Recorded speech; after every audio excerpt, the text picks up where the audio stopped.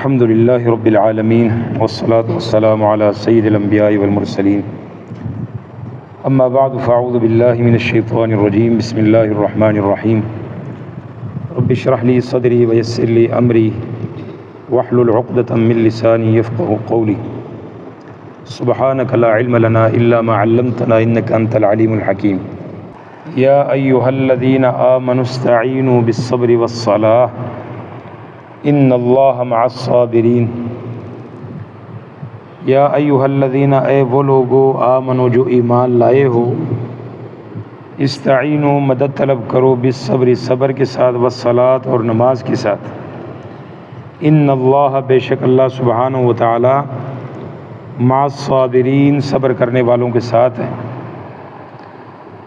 اس آیت کے اندر اللہ سبحانہ و تعالی نے ایمان والوں کو پہلے ہی تیار رہنے کا حکم دیا ہے۔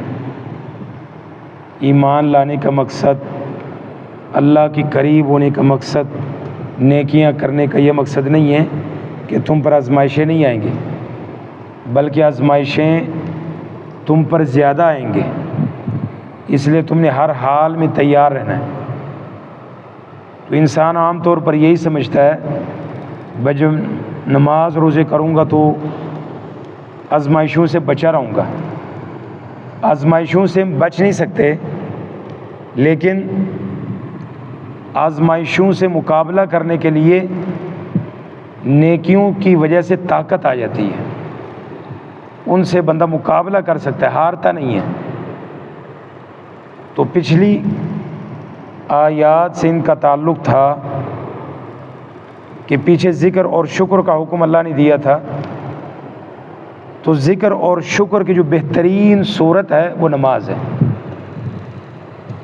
تو اس لیے شکر سے اعراض، نماز کا انکار کفر ہے، اور اس سے اگلی آیات میں شہادت اور مختلف قسم کی آزمائشوں کے آنے کا یقینی ذکر ہے۔ تو آزمائشوں اور کفار کی جو سازشیں ہیں ان سے گھبرانے کے بجائے پہلے نماز اور صبر کے ذریعے سے مدد مانگنے کا حکم دیا گیا۔ تو صبر ایک ایسی اخلاقی قدر اور قوت ہے جو انسان کی منفی قوتوں پر کنٹرول اور مثبت صلاحیتوں کو جو ہے نا وہ اضافہ کرنے کا باعث بنتی ہے۔ تو قرآن مجید نے صبر کا یہی معنی متعین فرمایا ہے۔ اسی طرح آپ دیکھتے ہیں کہ جناب خضر علیہ السلام اور موسیٰ علیہ السلام کی گفتگو کے اندر کئی بار یہ لفظ آیا ہے کہ اللہ سبحانہ و تعالیٰ کے حکم سے موسیٰ علیہ السلام کو حکم دیا کہ جاؤ بھائی اب علم حاصل کرو، تو وہ گئے۔ تو خضر علیہ السلام نے ان کو کہا کہ بھائی کئی معاملات ایسے ہیں لن تستطیع علیہ صبرا، آپ سے صبر نہیں ہونا ان معاملات میں، اور واقعی صبر نہیں ہوا۔ تو گویا کہ صبر کا معنی ہے اپنے آپ پر قابو رکھنا، مشکل کے وقت میں استقامت اختیار کرنا۔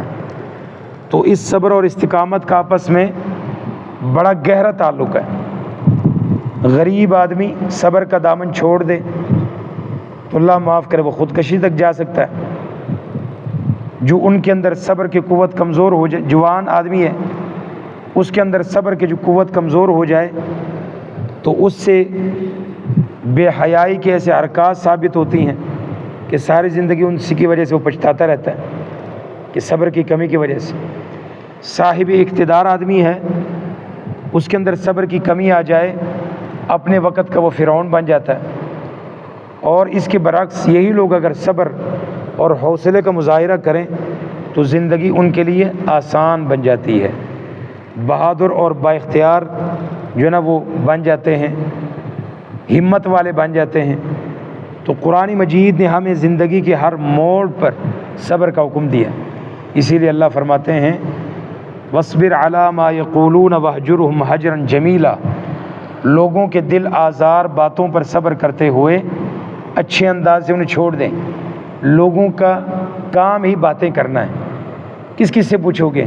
میں فلانے سے پوچھ لوں گا جی انہیں یہ گل کیتی ہے کہ نہیں کیتی، میں اس سے پوچھ لوں گا، بھائی اس کا کوئی علاج نہیں، کیونکہ لوگوں کی زبانیں، لوگوں کے منہ ان کی قبضے میں، تو جو منہ سے نکلے وہ کرتے رہیں گے۔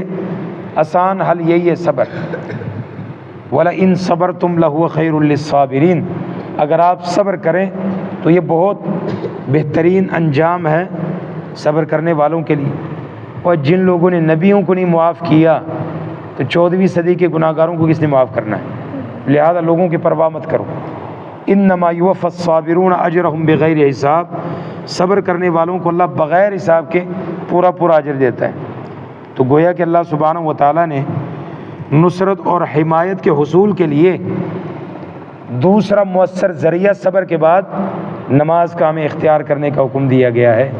تو اگر آدمی نماز کو صحیح انداز میں ادا کرے اور یہ تصور قائم کر لے کہ میں مشفق اور مہربان اللہ سبحانہ و تعالیٰ کے سامنے جو ہے نا وہ کھڑا ہوں، وہی میرے روح کی کرب کو جانتا ہے، میرے دکھوں کا جو مداوع وہی کر سکتا ہے، تو انسان کا غم فوری طور پر ہلکا ہو جاتا ہے۔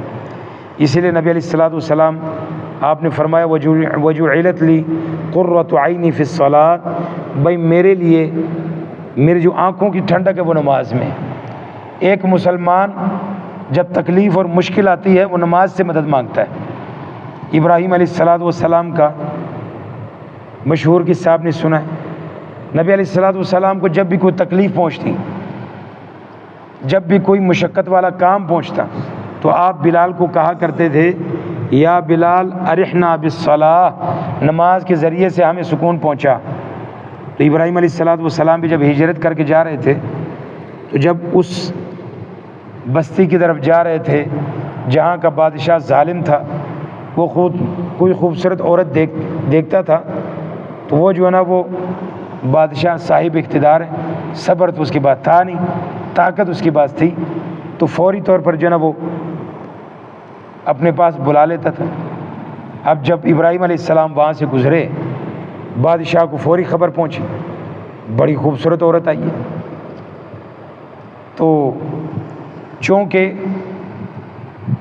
مشہور اس کے بارے میں یہ بھی تھا کہ اگر جانے والے جو ہے نا وہ بہن بھائی ہوں ان کو نہیں وہ چھیڑتا نہیں ہے۔ وہ چونکہ دو ہی مسلمان تھے، بادشاہ کو کہا گیا اسلامی طور پر بہن ہے، ویسے تو بیوی، تاکہ اس کے شر سے بچا جائے، لیکن چوں خوبصورتی کی جو تعریف اس نے سنی، اس نے کہا نہیں معافی کوئی نہیں، تو وہ چلی گئی۔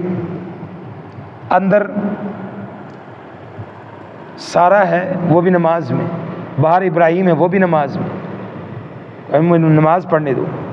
تو جب اس نے برائی کا ارادہ کیا، اللہ سبحانہ و تعالیٰ کی پکڑ آ گیا، ہاتھ اس کے شیل ہو گئے بالکل سخت۔ پھر جو ہے نا وہ اس کا دعا کر اب میں نہیں کرتا، ارادہ میرا بدل گیا۔ جو تھوڑا صحیح ہوتا پھر وہی 3 بار اس نے یہی کام کیا۔ انسان کے بھی یہی عادت ہے، جب مشکل آ جائے توبہ تو وجہ نہیں کروں گا جی، جو پھر پھنس جائے دوبارہ پھر وہی کام، آخر کار مجبوراً اس کو چھوڑنا پڑا۔ تو وہاں ابراہیم علیہ السلام اس کی بیوی نے کہاں سے اللہ سے مدد طلب کی؟ کس کے ذریعے سے؟ نماز کے ذریعے سے۔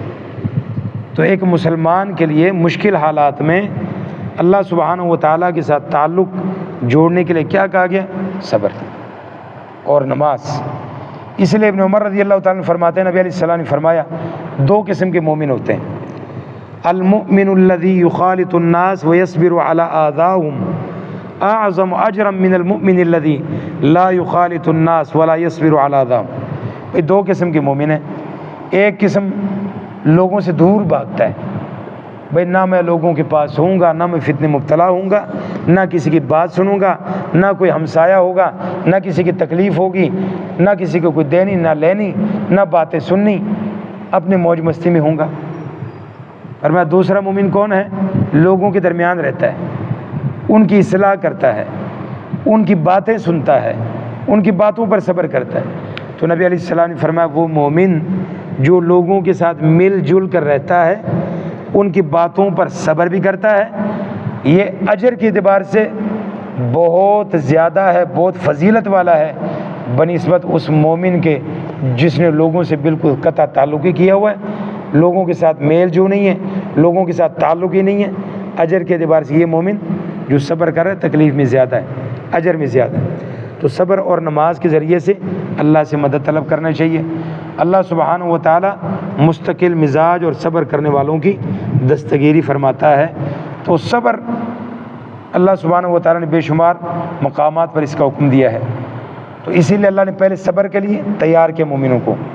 پہلے چیز صبر کرنا ہے، اور دوسری چیز نماز، نماز کے ذریعے سے صبر بھی کرنا ہے، نماز کے ذریعے سے ذکر اور شکر بھی کرنا ہے۔ ان اللہ مع الصابرین، اللہ صبر کرنے والوں کے ساتھ ہے، اور جو صبر کرنے والوں ہیں اللہ ان کے صبر کو کبھی ضائع نہیں کرے گا۔ اللہ سبحانہ و تعالی صبر کرنے والوں کے اجر کو ضائع نہیں کرتا، آپ صبر کریں اللہ ضائع نہیں کرے۔ ولا تقولوا، نہ کہو لمن ان کو یقتل جو قتل کر دیے جائیں فی سبیل اللہ کے راستے میں، اموات مردے، بلکہ احیاء ان زندہ ہیں، ولکن لا تشعرون لیکن تم شعور نہیں رکھتے۔ تو شہادت کے وقت صبر کرنا یہ فوت ہو جانے والے اور لواحقین کے لیے بہت بڑی آزمائش ہوتی ہے۔ تو اسی لیے اس آیت کا تعلق پیچھے سے کیا ہے کہ صبر کا، اللہ نے پہلے ہی صبر کا حکم دیا ایمان والوں کو، ایمان والو تم نے تو کفار سے لڑائی بھی کرنی، جہاد بھی کرنا ہے، جہاد میں جان بھی جا سکتی ہے، تو جان جانے کے بعد پھر کیا کرنا چاہیے؟ پہلا کام صبر کا ہے، تو لہذا صبر۔ تو شہداء کے مرتبہ مقام، ان کے عظیم اور مقدس مشن کی بنا پر اللہ سبحانہ و تعالیٰ نے ان کے نام کو عزت اور تکریم دیتے ہوئے حکم دیا ہے کہ میرے رستے میں جو اپنے جسم کے ٹکڑے کروائیں، اپنے جانوں کا نذرانہ پیش کریں، ان کو مردہ شمار کرنے کے بجائے زندہ اور جاوید تصور کیا جائے، تو بظاہر ان کی گرامی قدر، ان کی جو ہے وہ عزت افزائی اللہ سبحانہ و تعالیٰ نے کی گئی، وگرنہ اللہ خود فرما رہے ہیں ولا تقولوا، نہ کہو لمن ان کو جو یقتل جو قتل کر دیے جائیں، مطلب وہ تو اللہ کے راستے میں قتل کر دیے گئے، اور جو قتل کر دیا جائے وہ تو مردہ ہوتا ہے، لیکن اللہ فرماتا ہے نہیں، ان کی زندگی، اصل زندگی ایسی ہے کہ ادھر شہید کا خون گرتا ہے، ادھر اللہ کی طرف سے معافی کا اعلان ہوتا ہے، تو ایسی زندگی ہے، ان کو تم مردہ نہ کہو، حقیقی زندگی تو ان کی ہے۔ تو ولا تو ہاں تمہارے اعتبار سے وہ مردہ ہی ہیں، لیکن پھر بھی ان کی عزت و تکریم یہ ہے کہ تم ان کے لیے مردے کا لفظ ہی نہ بولو، بس شہید بولو۔ ولا تقولوا، نہ کہو ان کو لمن ان کو یقتل جو قتل کر دیے جائیں فی سبیل اللہ، اللہ کے راستے میں، اموات مردے، وہ اپنے بے مثال غیرت ایمانی قربانی کی وجہ سے اپنے قوم اور معاشرے میں یاد رکھے جائیں گے، کیونکہ ان کی موت سے قوم میں زندگی کا نیا جذبہ، جوش اور ولولہ ایمان پیدا ہوتا ہے، ان کو مردے مت کہو، بل احیاء، بلکہ وہ زندہ ہیں، ولکن لا تشعرون، لیکن تم ان کی زندگی کا تمہیں شعور نہیں ہے، تمہیں پتہ نہیں ہے کہ وہ کیسے زندہ ہیں۔ وہ تو زندہ ہیں اللہ سبحانہ و تعالیٰ کے پاس، اور اللہ سبحانہ و تعالیٰ کے پاس زندہ ہیں، لیکن تمہیں ان کی زندگی کا علم نہیں ہے، تو اسی لیے تم ان کو مردہ مت کہو، ہیں وہ زندہ، بل احیاء عند ربہم یرزقون، وہ اللہ سبحانہ و تعالیٰ کے پاس ان کو جو نا وہ رزق دیا جا رہا ہے۔ حدیث میں آتا ہے نبی علیہ الصلوۃ والسلام نے فرمایا جابر کے لیے، یا جابر الا ابشرک، کیا میں تجھے خوشخبری نہ دوں؟ نے فرمایا کیوں نہیں، بشرنی بشرک اللہ بالخیر، جو اللہ سبحانہ و تعالیٰ نے آپ کو خوشخبری دی، آپ مجھے بھی خوشخبری دیں۔ تو نبی علیہ الصلوۃ والسلام نے فرمایا کہ اللہ سبحانہ و تعالیٰ نے آپ کے والد محترم کو زندہ کر کے اپنے سامنے بٹھا کر فرمایا، ہاں جی میرا بندہ چاہ، اپنی چاہت بتا تاکہ میری تیری چاہت کو پوری کروں۔ اللہ اکبر کبیرہ۔ انہوں نے عرض کیا جیسے دنیا کے اندر ہوتا ہے کہ اللہ تیری عبادت کا حق ادا نہیں کیا، جیسے تیری عبادت کا حق ہے وہ نہیں ہو سکا، اور جیسے تیرے راہ میں لڑنا چاہیے وہ ویسے بھی نہیں ہو سکا، اللہ میری خواہش یہ ہے، یعنی بار بار اللہ اصرار کریں گے، پھر نہیں کوئی چاہت، تو وہ دیکھیں کہ جان تو نہیں چھوٹ رہی، کوئی نہ کوئی آرزو تمنا بتانی پڑے گی۔ تو پھر انہوں نے کہا اللہ مجھے دنیا کے اندر دوبارہ بھیج تاکہ میں تیرے نبی صلی اللہ علیہ وسلم کے بعد دوبارہ قتال کر کے تیرے راستے میں دوبارہ جان دوں، اس جان دینے میں جو مزہ ہے وہ بہت زیادہ ہے۔ تو تو اللہ سبحانہ و تعالیٰ فرمائیں گے نہیں، میرا فیصلہ ہو چکا ہے، دنیا کے اندر انسان دوبارہ نہیں جا سکتا۔ وَمِن وَرَائِهِمْ بَرْزَخٌ إِلَىٰ يَوْمِ يُبْعَثُونَ، اب دنیا کے اندر نہیں جا سکتے، اس کے علاوہ کوئی خواہش ہے تو وہ بتاؤ، تو اس کے علاوہ تو جنت کے اندر کوئی خواہش رہے گی نہیں۔ تو اللہ سبحانہ و تعالیٰ کے راستے میں جو ہے نا وہ جو شہید ہونے والے ان کو مردہ مت کہو، وہ زندہ ہیں۔ تو اللہ کے راستے میں جو شہید ہونے والے وہ زندہ ہیں۔ شہداء اللہ کے یہاں رزق پاتے ہیں، شہداء اللہ سبحانہ و تعالیٰ کی عطا کردہ نعمتوں پر خوش ہوتے ہیں۔ فرحین بما آتاہم اللہ، اور شہداء اپنے لواحقین خوشخبری کا پیغام دیتے ہیں کہ وَيَسْتَبْشِرُونَ بِالَّذِينَ لَمْ يَلْحَقُوا بِهِم مِّن خَلْفِهِمْ، گویا کہ وہ اللہ کو کہتا، اللہ ان کو بتاؤ ہم بڑے خوش ہیں، لہذا ان کو کہو گھبرانے کی کوئی بات نہیں، تم بھی اسی راستے پر چلتے رہو، ہمیں کسی قسم کا کوئی خوف نہیں ہے، بلکہ وہ زندہ ہیں اپنے رب کے ہاں، لیکن تم شعور نہیں رکھتے۔ تو اللہ سبحانہ و تعالی ہم سب کو ایمان والی، عافیت والی لمبی زندگیوں سے نوازیں اور شہادت والی موت سے نوازیں۔ سبحانک اللہم و بحمدک، اشہد ان لا الہ الا انت، استغفرک و اتوب الیک۔